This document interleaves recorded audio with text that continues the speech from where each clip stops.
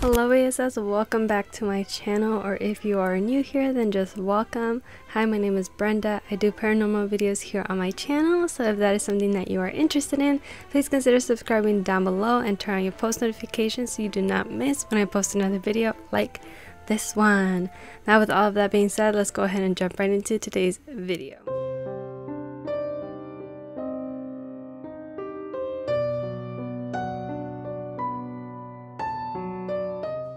Hello everybody, welcome to another Spooktober video. I am super stoked for another one of these spooky story videos for October. Obviously everyone here, this is their favorite time of year.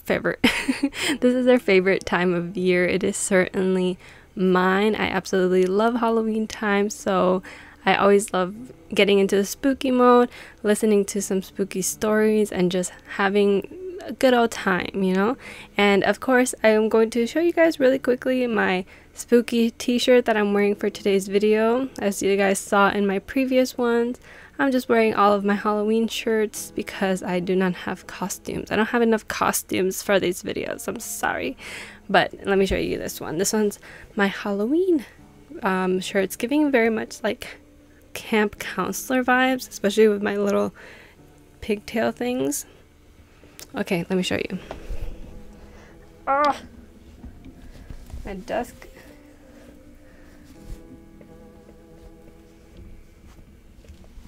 My desk is too close. I can't really stand up. Okay. Cute little setup, huh? Alright, so today, as you guys can see by the title, I am going to be reading 3 very spooky, very scary, eerie, makes your skin crawl kind of stories from Reddit. And all credit to the people who wrote these stories on Reddit. I will probably try to link the names of them or put them on the screen or something of the person who this story belongs to, because a lot of the times the stories that I find are here from like 11 years ago, 7 years ago, 5 years ago. And a lot of time I feel like I don't want to wait to ask for permission if I can share these. I just give them credit and I'm like, okay, sorry, I read your story on my YouTube video. I'm like, I have less than 10,000 subscribers. It should be fine, right? But anyway, that's what we're going to be reading today. I absolutely love reading Reddit stories. I always find some really good ones. But my favorite kind to do are ones that are based on Halloween, which will be my very last video closer to Halloween, so probably at the last Friday of this month. I'm really excited for that one. But today we're just going to be reading some good old-fashioned creepy things that have happened to some people, unfortunately, and I'm really excited to read these with you because I kind of skimmed through some of them. That way I would be able to react to them appropriately and not have to fake a reaction. So I don't know what these stories are going to be about, but I think they're going to be pretty scary. Alright, so go ahead and get cozy. Grab your Halloween candy if you have any that you've already purchased, because you know there's less and less trick-or-treaters these days, so go grab it real quick. Grab your favorite drink. It could be a cocktail, a beer, a seltzer, you know, get cozy because we're getting ready to get into spooky mode. Alright, let's go ahead and get into story number 1. Alright, story number 1 is titled "Something in My House Perfectly Mimicked My Son's Unique Cry." Does that not sound scary already? I'm already terrified. Okay, it says, "Last year I met a girl, fell in love, and got engaged. She had 2 little girls who I loved dearly. We all moved into a house together October last year. Nothing too out of the ordinary happened. One morning she comes to me and tells me she's pregnant. She tells me with the girls she got postpartum very badly and explained breastfeeding can make it worse. I said we can do formula for the baby. The added bonus of this being I can help with nighttime feedings and it wouldn't be all on her. Fast forward 10 months and the baby is here. We keep him in a bassinet by the foot of our bed. When it's my fiance's turn to feed him, she prefers to bring him into our bed. I worry I may fall asleep, so during my turns, I take him downstairs and lay on a beanbag and watch TikToks while he eats. The girls' bedrooms are across the hall from our room. The baby has a very distinct cry he uses when he's actually hungry and doesn't just want his pacifier back in his mouth. My fiance calls it his pterodactyl scream. One night last week, it was my turn to feed him around 3 a.m. I got up, made his bottle, then took him downstairs. The dog and the cats all followed me.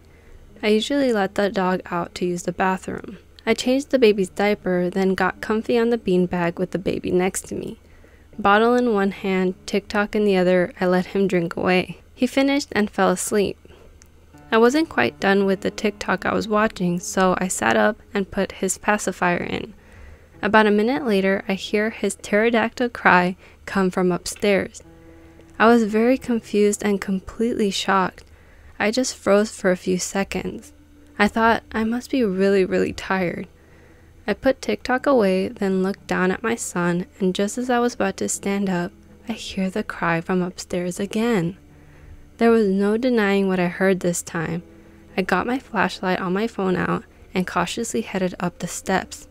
Trying to come up with a rational explanation, I thought I'm just hearing things that aren't there. Then I opened our bedroom door and my wife is sitting up wide awake. I asked her if she heard that and she said, yeah. I said it sounded like the baby, but what the fuck was that because I had the baby. She suggested maybe one of the girls made the noise. I handed her the baby and went to check on them both sound asleep. Both the cats, our dog, and our baby were all downstairs with me, so none of them made it. I was really freaked out at this point. I returned to our bedroom, and my fiance was putting the baby in his bassinet and laying down to go back to sleep. I whispered, "What the fuck was that?" And she just said, "Nope, we're not going to talk about it," pretended it never happened, and fell asleep. It's been about a week now, no other noises at night, but I don't rest too easy knowing something is there. Guys, oh my god, I freaking hate mimics, whatever they are. Just the idea of mimics, I'm so terrified of stories that have to do with this because it literally it's so mind-boggling. And how can you even trust your senses at that point? You're just like, how can I even trust that I'm hearing what I'm hearing, or that the baby actually made this noise and that it wasn't some mystery thing? I don't even know what I would do. I mean, ignoring it would probably be the easiest thing to do, as the fiance said, because if you don't give it any attention, you run the risk of, having it become worse. And I know at the same time, it's easy to imagine things when you're so tired in the middle of the night. And this is a newborn baby, so you have to put that into consideration, of course, right? Newborn baby, new parents, they haven't gotten any sleep. But they both heard it. Like, that's beside the point that they were tired. Obviously, they are going to be tired. But when there's more than one witness to something like this happening, like, how do you even explain that? And it wasn't like it was a recording. Obviously, she wasn't playing a recording of the baby crying. So scary. That's so crazy. I do not like that. Well, they were giving an explanation here, somebody, where they were like, maybe it's a mockingbird, like that's somewhere, that was somewhere in the window and had heard this noise and mimicked it. God, birds are so weird, just like ravens. So scary. Okay, but that one was really creepy. I really like that one. Okay, so let's get into the second one, if it decides to load.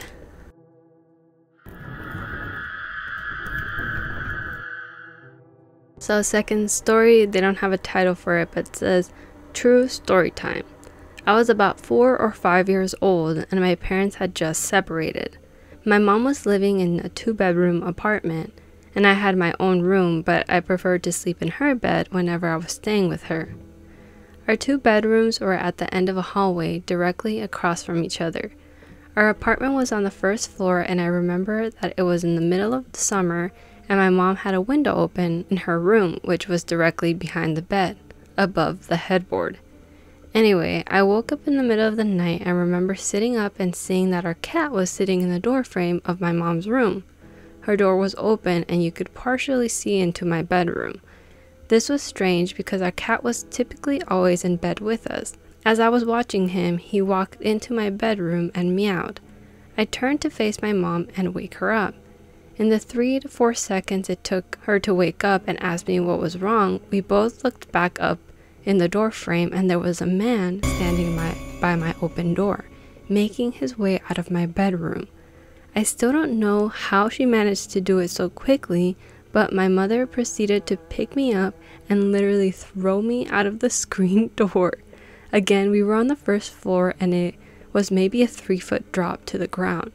She quickly followed and we were able to start screaming for help, and someone called 911. The police came but didn't see any signs of forced entry, only that our front door was unlocked, which led them to believe the man must have exited that way.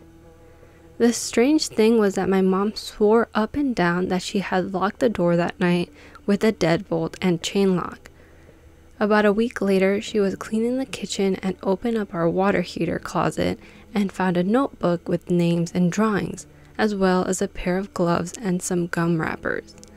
The police were called again, but all they could do was speculate that the man had been in our house and hid until we were asleep. And then they did an edit. Just to clarify, our apartment was on the ground level, so my mother didn't hurl me into potential paralysis, just a 3-ish foot drop to grass. Yeah, I think they had edited that in earlier, but that, dude, that is terrifying. More terrifying than anything paranormal is the idea of a real life human being hiding in your house and living there while you're sleeping. Like, who knows how long this man was there too, because they had a whole notebook and stuff they were writing down and gum wrappers, and who knows if this was even a real person. Like, maybe all of those things were just there, you know, before and they never noticed it, or I don't know, you know, there could have been a number of different reasons why those things were there. But why would that man just so blatantly step in front of the door, like knowing that you guys would end up seeing him, especially if he had already seen that you had woken up? Like, how would that even make sense for him to just start walking around? But super smart of your mom to just yeet you out the window. That was so crazy. She was like, get the fuck out of here. Obviously for your own safety, you know, she wasn't just doing this because, you know, she wanted to. It was for fun. That's so funny.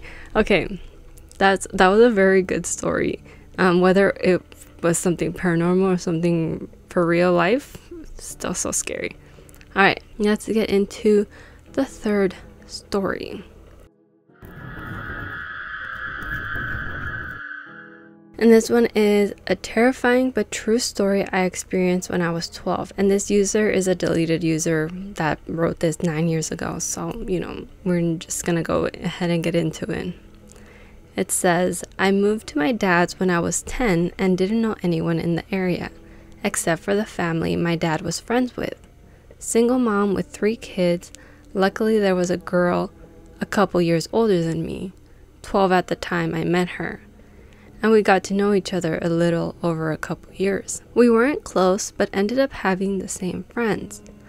One night, my friend Rob was hanging out with her and her younger brother. They happened to be in the house alone because my friend's mom was at work, which is where this gets terrifying and sad. Her mother has been helping this one lady through her work and got to know her fairly well. She found out her sister was in a mental institution and was let out recently. The night Rob was hanging out with my friend, they get a knock on the door. My friend thought it was just their mom. She knocks a certain way when coming in, and answered it without thinking. Rob wasn't supposed to be there, and he took off through the window to his house down the road. He never thought twice about it. It wasn't her mom. It was the sister of the lady her mom was helping, and she figured out through talking to her sister where her family lived and her mom's working schedule. She came in, and this is where I don't know details, and I'm glad I don't. My friend's younger brother got away to the neighbors to call the police. The lady brutally murdered my friend a week from Christmas. Decapitated her and left her body naked in a bathtub. Hit her head, and they had to look through the presents, and I don't know where they found it, but they did. I wasn't allowed to go to her funeral. What? That is terrifying. Oh my god. I also thought these were supposed to be like scary paranormal stories, but this is like real life. Something happened. That is so sad and so scary. And why would you not be able to go to her funeral? It's not like they were gonna have an open casket or something, right? Why would they not let you go say goodbye to your friend? That is so sad. Oh my god, but that is so scary. And why did she even do this? Like, why did she target her mom specifically just because she knew her sister? Like, that is so random, and that's so sad. And obviously I feel like probably Rob felt super guilty that he left her, but you know, I mean, how would he have predicted that? I mean, she opened the door without looking, and she didn't know it wasn't gonna be her mom either. Oh my god, that's so sad. Okay, I'm gonna do one more that's like a little bit short, and I think it's more on the paranormal side. So I know I said 3, but I'm gonna give you guys a little extra because this video is a little bit on the shorter side. Okay, story number 4. I was sitting in my room after getting out of work on the 2nd floor. My little bro is downstairs watching TV. The dog is in the hallway outside my door sleeping. All of a sudden, my dog starts making all kinds of racket, jumping around, barking, clacking nails, howling. I go to get up to see what's up, and I hear, "Aw, that's a good girl," in a male voice. It didn't sound like my little bro, so I go, "Oh, you're home early," thinking it's my dad's friend, our roomie, as I open the door. As soon as I'm out, there is no one at all, but the dog is wagging her tail, staring at the empty end of the hallway. My little bro comes upstairs to yell at me for getting his dog riled up. Said he heard the same voice, thinking it was me or our roommate. We did a once over of the house with my butterfly knife and his BB gun, and there was nobody. Still gives me the spooks to this day. Oh my god, that's so creepy. I wonder what it was. Obviously, I don't know, because I mean, it could have been some kind of entity, but I mean, if it was like a real person, like, and you didn't even notice that they were there and they somehow like snuck away, I don't know which one's scarier. I think they're both scary. I would be terrified of either one, honestly. I think I would be more scared of a real person being in my house, obviously, because I don't think ghosts can do anything to me, right? Poltergeist? I don't know. But that one's really creepy. Playing with the freaking dog, and then you go out there like seconds. I don't think it took more than seconds to go out and look to see what was going on with this dog and who was playing with her. So terrifying. Wow. Ugh, Reddit has all the best stories, I swear. But that is going to be it, guys. I hope you enjoyed those spooky stories. They were so much fun. I honestly, I would be scared if any of these things happened to me. And then the fact that this happens to people and they write about it, oh, so scary. I absolutely love the spooky stories that I find on Reddit. I could read them forever. But yeah, guys, thank you so much for watching. If you made it all the way to the end of this video, make sure to leave a baby emoji, just for shits and giggles, because of the first story that really creeped me out with the crying. I'll put it right here which emoji to leave. That way I know who stayed all the way to the end of the video. And if you did, thank you so much. You're so sweet, and me and you are besties. Alright, guys, and oh, before I do end today's video, today's comment shout out goes to this person right here.